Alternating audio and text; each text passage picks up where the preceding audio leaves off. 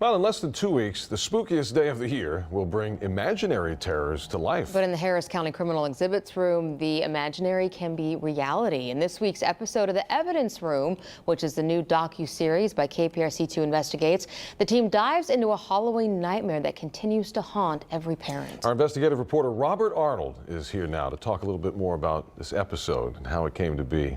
Thanks for being with us. Absolutely. Thank you very much. Well, as you say, this is the man who killed Halloween, and even though this is a nearly half-century old case, trust me, you've heard about this. In some form or fashion, you don't realize it, but you have heard about this story, and it's one of the main reasons that we as parents and our parents before us made us check our Halloween candy before we came home and before we had any of it. What was the process, Robert, of putting this episode together? Well, first of all, you go down to the exhibit room. The exhibit archive has just all these trial exhibits from all of these cases, and many of them are notorious cases.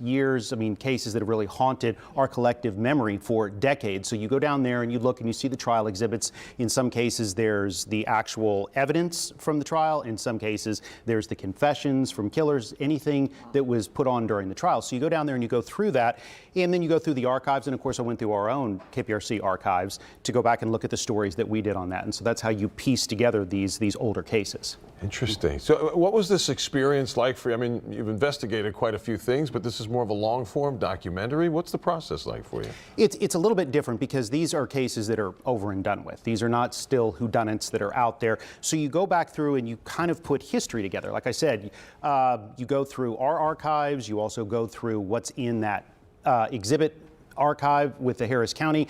Sometimes you have to go back to the public library, and I go through the newspaper archives, all the old Houston Post, all the old Houston Chronicle articles. So you stick it all together, and that's how it comes together. And so it's like I said, it's these cases that are really some of the most notorious cases that has ever happened in our area. Yeah. And on that note, what is it like being inside the evidence room? It's surreal. It's surreal because you're walking down these different rows, and there's implements of death and destruction everywhere. I mean, you're looking at things like bats, homemade bombs, knives. The only thing that's not in there are weapons.